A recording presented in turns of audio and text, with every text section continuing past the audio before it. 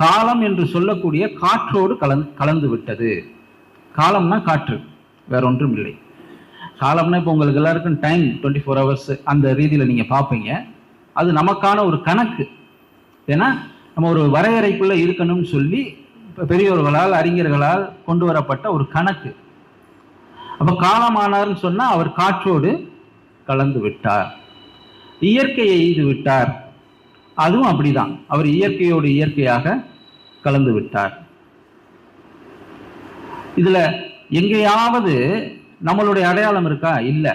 இதோட ஒத்து போகக்கூடிய ஒரே ஒரு விஷயம் என்னன்னா, ஜீவன் தான் நம்மளை கீழே கடத்தி விட்டு அது வெளியே சென்று விட்டது. ஏனென்றால் தகுதி உடைய உடம்பாக நாம் வைத்துக் கொள்வதில்லை, நாம் கவனிப்பதில்லை.